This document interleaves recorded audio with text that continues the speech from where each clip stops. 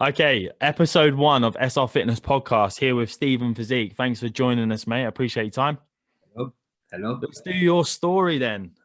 The guy himself who's blew up the internet. You come from nowhere and you've now got nice, good following, got junior British champs under your belt. Yes. So let's go right from the start. For people that don't know you, like potentially my people that follow it and stuff. Tell us a little bit about how you become junior British champion. Well, it's a long story, but all right, start from the beginning. Should we go right from the beginning? So, what age did you first join the gym, or what age did you step into a gym? Oh God, when I first stepped into the gym because my brother got a membership, and I was like, "Mum, can I get a membership at the gym?" Dickhead, you. So yeah, when I did that when I was 16, and then from there, I didn't really take it that seriously. You know, obviously, I got bullied a lot at school, and I used to channel a lot of my aggression through boxing. And then I joined the gym after a bit of boxing, and then I started channeling that aggression from the school because I fucking hated school. So like I needed an escape, and the escape was the gym. And then from there, obviously, like it just grew. And then I took it a bit more seriously when I got to college. Didn't know anything about my nutrition whatsoever. Like in terms of knowledge about nutrition, that only came when I first started university. I started spending time in a good quality gym. And then I went to university, and then obviously at university I kind of tried to juggle the two as best I could, but university gets in the way and whatnot. And then from then just kept taking things over with university. Obviously got that out of the way, and then I dropped out. Yeah, I dropped out of university in my third year, and then I was like, what am I going to do now? Fuck it, let me do a competition.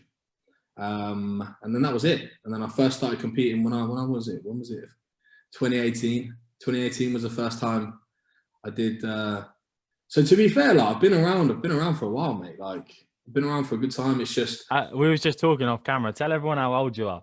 Pause for a second, let everyone take a guess, smile. And now tell him your age. So I'm 24 next month. What?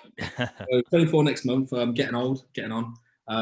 But yeah, I've been bodybuilding for a while, mate. I've been doing it for a while, but only correctly for probably the last 4 or 5 years, and then really like in terms of doing it proper like full time, I would say only like the last 12 months, if that.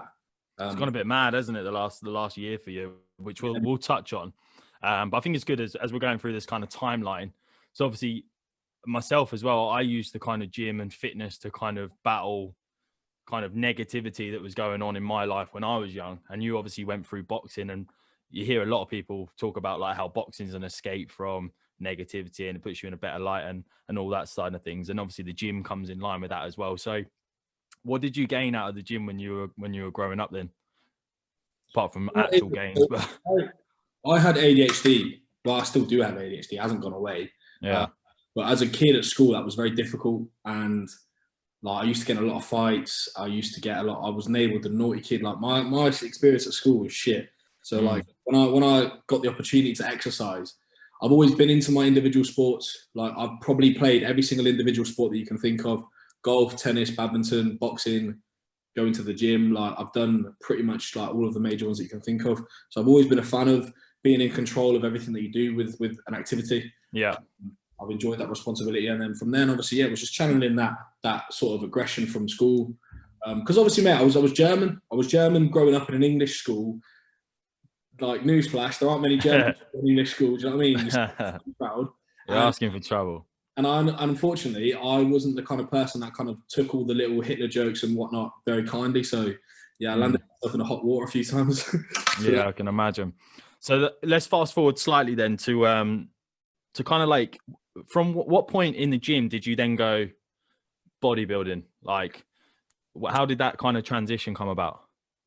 I think the first time that happened was when I went to university. I joined this gym called Leisure Gym. Great gym, great atmosphere. Was right next to my university campus, only a walking distance away. Was £100 for the whole year, £100 for the year. Like very cheap, very good. Yeah. And then it was there where I met my first bodybuilding coach, Tom Hames, and the goal was never to compete. The goal was just to get big. I enjoyed training. I enjoyed lifting heavy. I enjoyed the process and behind it, right? I enjoyed everything there is to it. And then people around the gym, as you do, they go, oh, mate, yeah, lad, you look sick. You've got potential, blah, blah, blah. I was natural at the time. And I tried doing a natural show. And, yeah, mate, it was tough. It was not for me. Like, I went backwards and forwards. So I lived back in Brackley. So when university finished, I was still with the same coach. So every week I was going over to Worcester, traveling 1.5 hours to check in, to drive them back, doing it naturally. And then it got to a point where like the whole thing just got on top of me. And that was like the first sort of attempt. And that was that would have been 2016, you know, that would have been 2016. So it's been a while. What were you, a nipper then? So 18, 20? Yeah, I was 18. Yeah. And did that kind of, you get the taste for it then that you're like, actually, yeah, you know, you might not have done well in that show or whatever, but it was kind of like, this is what I want to do then. Yeah, I enjoyed the challenge. I didn't actually end up competing. I backed out before because it was just, it just got too much on top of me. And yeah, like I did that. And obviously the people I was with at the time, these two lads that I was living with, they were heavy on the social media. So that we got involved with that and obviously started doing stuff with that. And grew some good following when like Instagram actually liked people to grow and actually like fucking promoted it. Yeah. Now they don't give a shit. It's like trying to grow a following is incredibly difficult unless you've got a fucking a vagina. Other than that, difficult. So get on the OnlyFans, mate. Yeah, mate. I've been asked to, mate. I've done all the worshipping stuff, mate. It's good money. So for me, yeah, like that was the first bit into it, and then obviously just continued doing that, and then decided to take a serious step in going on gear, like in 2017, I think it was. And then we obviously dropped out of uni, was like, well, what are we going to do? And then I aimed for a competition. And, man, I didn't do well. Like, I didn't place. I grafted hard, and I let people's opinion of me gas me up too much, and I took the foot off the gas. I took the foot off the pedal, and then I came in shit. And also my environment right then, like there and then, like, as we're going to get onto it, like my relationship at the time during that situation, the people that I was living with, they weren't very supportive. It was almost like I was fighting an uphill battle. Stark contrast to the situation I had leading up to this show just gone. So yeah, like it was difficult. I still did everything that I was told to do. I just fucked up too many times on the diet side of things. Yeah, exactly that. And that's a good point. Like rolling into the next one is about kind of like, the sport itself is super, super like selfish in that sense. And if you don't have the right, even like circle or even who you live with or family, whatever, if they're not supportive, that takes it up tenfold in terms of like how difficult it is. So it's up to you. Like in terms of talking about how it was before, what was the difference between say your first prep and then you got a bit of sun in your eyes, yeah? Yeah. Get your defectors on. And then kind of like the prep that we'll talk about for 2020. So the difference, so you're about the difference between the first one to now. So what did you learn from that first one that you had to change if you were to do it again? What I learned massively was that you don't cross the finish line until you're on stage. That's everything that you do, especially when you're trying to reach a target of looking a certain way on stage, everything you do does not matter. It doesn't matter how good you look 2 weeks out. Doesn't matter how good you're looking up to the show. You need to bring it show day. You need to make sure that you're crossing every single box. You're dotting the I's. You're ticking. You're crossing the T's right up until show day. That's one of the things I learned. And another thing was environment. Obviously, yeah, having those people around me to support me, because it wasn't so much a conscious effort to do that. I just knew that. Obviously, looking back in hindsight, that was a massive, massive differential situation, and it just puts prep stressful enough. And anyone who has prepped and listening to this, they understand that it's stressful enough. If you have a partner, if you have a friend trying to get in the way and being negative, you just don't. It's not needed. You just don't need it. You've got enough shit to worry about in day-to-day life, and you have to tick off for it to even like manifest. Like you just can't allow it to happen. And that's why I will say, like, being in a relationship and prepping is very difficult. You've got to find someone that's so inherently understanding of your situation and what you have to do, which is difficult to find, mate, because we're built differently. Like, one thing I have realized that people in the fitness industry, yeah, we might get a lot of slack and a lot of stigma, but we're built differently. Like the way our brains think is different to everyday Joes. We don't live for the weekend. We don't get our Monday to Friday done and go, woo, yeah, okay, cool. We can have some beers on a Saturday. Like that's not how we think. We just don't think like that. So trying to find someone that isn't in the fitness industry to understand that is incredibly difficult, because they just see it as, oh, what's one piece of cake going to do? What's one piece of cookie going to do? They don't get it. First and second, normally, isn't it? You know what I mean? And that's the difference. Like you do 5 minutes of cardio less, or you eat an extra piece of food, you step on stage and you play second, you know where to turn. Do that cardio. Oh, I didn't eat that food. So yeah, with bodybuilding, it's so anal, it's so strict that you have to get everything correct for every day up until that show day. Yeah, most definitely, mate. And I think it kind of moves us on into the next point that I really wanted to kind of dig into. So 2020 turns, and I think from me kind of knowing you and following your socials and stuff, you're quite open to it. Is you had a bit of a light switch moment, didn't you, where September was show day, and you had a 6 months prior to that was just like relentless, weren't it? So what happened in, say, January that made you turn? Oh, I mean, 2020 was it started like from like, let me try and go back to that version of me. 2020 in my head could not have got off to a worse start, right? So I was with my ex for, I don't know, maybe like 2 years or something like that, on and off. And obviously then I basically got told that, like, yeah, we're not going to be together. I can't trust you, blah, blah, blah. And it was for a situation that wasn't current at the time. It was something that kind of I did before.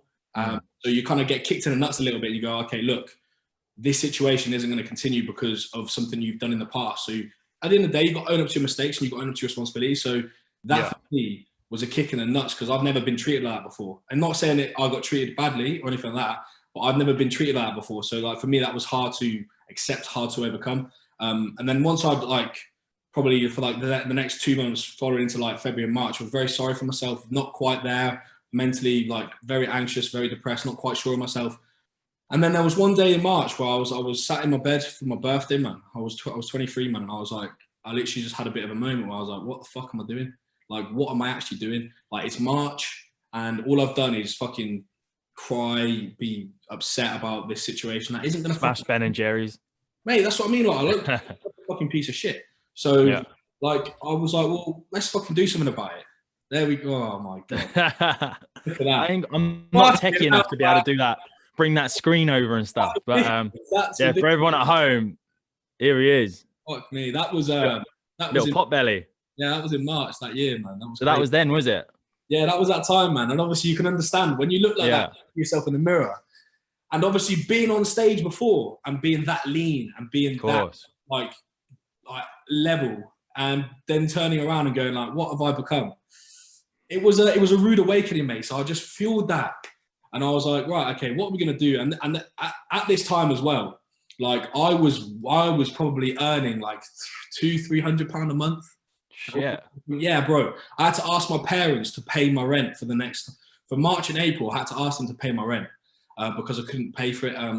No way. Tough time, man. It was a tough time. So that's adding to your stress of obviously like break up and. Yeah, adding to everything, man. It was a rough like three months of the year. And then obviously just started slowly turning it around and was like, right, fuck this. Like, let's do something about this year. Let's make it my year. Let's do something about it. And everyone has that moment, didn't they? Yeah. Like you say, you woke up on your birthday and looked in the mirror and was like, this ain't happening anymore. And I think a lot of people can relate to that, because there's a certain moment in people's lives. I had one as well. I was like, you know what? Change has got to happen. And then it is like fucking switching it, isn't it? And you just go hammer. And then run us through these next 6 months. So for the next 6 months, I didn't drop a penny, mate. Literally every single day, 6 meals a day, steps. Because obviously when the gym shut, there was no form of cardio, it was just steps. 20,000 steps a day, meals every day. Didn't miss a meal, didn't miss a session, didn't miss the rest day, didn't miss a step count. Everything got fucking nailed for literally that day. I wouldn't say specifically that day, but I would say from April, the beginning of April through till the show day, mate, I did not miss a beat. everything was spot on. Like I never took any, like if I had a refeed day, I never took the piss. Like if anything was asked of me, I made sure that I was doing it to my absolute best ability. And then it got to the point where obviously gyms opened back up again. And then I just went fucking ham. Like, you know, when you get the bug, like obviously I was so low on confidence. So for me, it wasn't a point of like, oh, April, we're going to go do a show. It was a gradual increase of like, okay, let's work on myself. Let's make sure because I knew what to do. I knew exactly what to do because I've done it before. It was just building that back up again. So making sure that I basically nailed all the basics. And then we got to like May time and my coach turned around to me at the time, Tom, who's obviously a great friend of mine. I've obviously been to his wedding, been to his stag do. Very good friends. And that's the person I turned to. And I was like, look, you need to help me. Because he obviously knew the whole situation with my ex and everything. Like he, of course, because you're pals. Yeah, he understood all that. So yeah, like he was like, okay, look, we need to do something about this to get this out. Because he prepped me in that 2018 contest, so he knew that I had it in me. He knew that. Yeah. But I'd also let him down during that 2018 contest because like people were expecting a lot of me in that 2018 prep, and I ultimately let myself down, I let my team down, I let him down.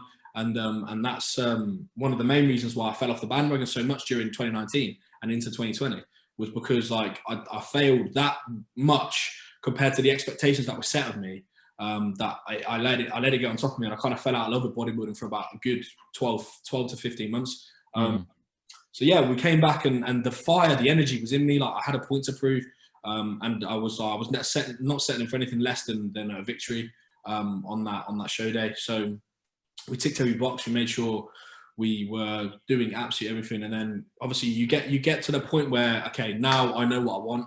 And that point came in like May time. And I was like, right, we're going to do absolutely everything in our power to make sure that we don't step on that stage and not be absolutely proud in what I've done over the past. But let's be honest here. Yeah. Like it's absolutely bang out of order that I managed to go from where I was to stage ready in that sort of time. Like it's madness, honestly. I remember seeing it. I was like, how is that even possible? Yeah. But it just goes to show like adherence as well. And obviously having people around you and being like mentally focused and all that, but just adherence, like people can have a really good day on the diet or have a really good training session or hit their steps one day and feel like amazing. But doing it religiously day on day for 3, 4, 5, 6 months, that's the difference. Yeah. And I think, like you say, you didn't have an extra calorie that you didn't need. You didn't do one less step. And that's the difference between, like you say, what you did. And it just goes to show, and people can look at that and take admiration from it, that it is possible to completely change everything about it, which is mad. I know you've well documented it as well, but I just want to touch on it. So I think you were probably, 3, 4 weeks out. What was this 800 calorie couple of weeks all about? That's fucking ludicrous. So obviously, you gotta go back all the way to the beginning, right? So obviously, I had no off season, I had no preparation for this period that I was going to go into. So it became a situation of by any means necessary, we need to do this, and by any means necessary meant 800 calories a day. Like that's. And how long was that for? That was, I mean that was from 3 weeks out, and then obviously chuck in a few days where I didn't eat at all. I did fasted days as well. So yeah, there was a time where I looked dry as fuck the next day. I see the photo. It's like a skeleton. Yeah, there was a time where I fasted for 2 days straight. I didn't have anything apart from Diet Coke and water for 2 days straight. And then I got into the gym that I think it was the Sunday. So I had Friday, Saturday. And there was a Sunday, mate. I looked dry. I was peeled, bro. This was like 2 weeks out. I was like, man, I looked flat. I looked skinny, but like, man, like lines were everywhere. And yeah, it was crazy. It was crazy because I felt like looking in the mirror, I was like, fucking hell. That was when I was like, yo, this is going to be good. Because what was your, when you were doing, because you were like 800 for a couple of weeks, weren't you? What was your macro split? It was literally 220 carbs. No, 220 protein. 0 carbs, and trace fats. Just chicken and fish. Literally, it was chicken. Because obviously, shout out to my sponsors, Bear Grylls. Obviously, they take care of me with all my chicken needs. They're just a local shop in Worcester. They supplied me throughout my whole prep with chicken. So I had unlimited. Really? Yeah. So I had unlimited supply of chicken. So Obviously, game changer, that, isn't it? Yeah, mate, 100%. Like, mate, I'll be honest with you, yeah. As much as I can sit here and say I did amazingly well, mate, there were so many people that helped me through this journey. Like, that obviously they know who they are, and I've thanked them a million times already. And without them, without their support and their help and their direction, I wouldn't have been able to do what I would have done. Because, mate, there were times where, bro, if you're on 880 calories a day, yeah, you're bound to lose your shit once in a while. Do you know what I mean? Like, there's been a couple. There were a couple. I remember saying to you, I reached out to you because this is when your YouTube clip come out about like that prep time. Yeah. And I was sat there, and I was 3 weeks out from a photo shoot, and I was probably on about 1,600 calories, feeling like death on the spin bike, like just literally like this, just feeling like shit. And I watched that video, and suddenly out of nowhere, I got a burst of energy. I just went on a few sprints. So I was like, 1,600 calories seems like a walk in a park now. This kid's been on fucking 800 calories for 2 weeks. Yeah, no, and I was a big lad. Do you know what I mean? I was 210 on stage, so 800 calories. I've got a photo actually. I want to show you. Go on. That's mad, isn't it? Yeah. And that's 6 months from that last photo that I put up. Yeah, it's a good shot, that is. I like that. That's mad, isn't it? Yeah. It's good. It's good. Did you know you were going to win that show before you stood on stage? Well, to be honest, mate, like obviously there wasn't a deeper side. There was two of us, but at the same time, like I can't control who turns up on that day, and I preliminary, just in case, entered the heavyweight class as well, where I got absolutely fucking dicked, mate. To be honest with you, because just levels to be seen. But yeah, like for me, it wasn't about like it got to the point where it wasn't about the title for me. It was about just making sure I had a platform to showcase all my hard work. Yeah, of course. Like for me, it was more than just going on stage and doing that, because at the end of the day, like a lot of people go to the stage, but I know no matter how many people can say, oh, there was only two of you, blah, blah, blah. But what I'm saying to you, no one can say to me that I didn't look good, and I didn't, if there was an alternate universe where there was 5 or 6 people in that lineup, that I still wouldn't have won anyway. Do you know what I mean? There's one thing winning when there's 2 people in the lineup and you're looking shit, and there's one thing completely knowing that people, regardless of who'd have turned up, you'd have still won anyway. So people can say, yeah, there were 2 people in the class, so I can't control that. But what I can control was the package that I brought, and it was fucking crazy. So that's what it's all about. It's a win in itself, regardless if you got the trophy, isn't it? From where it was to where it is now. Exactly. And like you say, you've got that to show now, and I know you've got them all over your gaff, haven't you? Pictures galore, medals, and that. You should be proud of it, mate. And like you say, it reminds you every day of what you achieved, and I think that must be a driving factor for you as well, which is wicked. So from then, obviously, post-show, what's the crack now? What are we doing? Well, I mean, I've used that platform successfully to build the business, to build the online coaching business. Yeah, of course. So paid your mum back? Hey? You paid your mum back for the rent? Yeah, mate. I paid mate. Like, there was still a little bit of money that I had to owe my dad, and I had a really good month, and I went over at Christmas time, and I just literally went over I gave him a fucking fat envelope, and he was like, "What's this?" And I was like, "Yeah, there you go. There's your money." I was like, "Yeah, that's decent." I need a Christmas present. I think I owed him like £1,000, and I gave him 1,500. I was like, "There you go, that's your fucking Christmas present." Nice, man. And a bit of interest. But yeah, man. Like at the end of the day, look, there's not enough money that I could give to my parents to pay back what they've done for me, and like everything that we don't realize how much our parents help us and how much they actually guide us through. So, no, mate, the amount of money that you give them back can never be replaced for how much time and energy they put in. But yeah, man. Of course, man. So what's it now? Obviously lockdown and all that jazz. Gyms are shut. I see you doing all your band stuff. That's ticking you over, I guess. But is it just mainly you having a bit of an off season now, just growing? Yeah. So we want to go pro. We want a pro card. See if we can get there. It's a lofty ambition, but my coach says it's impossible, so I trust what my coach says. He's a good guy, Joe Jeffrey. He knows he's got a few very, very high quality athletes on his. He'd probably say I'm one of them as well, but I know that he's got guys that are fucking miles better than me on his team. And yeah, he said that we can go for a pro card, so we just got to keep it going. We've got to keep it moving. Obviously, the situation isn't ideal with the resistance bands, but I'm in the same boat as everybody else. I'm not one of those fucked off to Dubai. That's a dig, because I was out there. No, mate, listen, I'm gonna fuck off soon, mate. I'm gonna spend my 24th birthday over there. But I actually made a good decision. I spoke to a few people, and I was very, very close to jetting off to Dubai.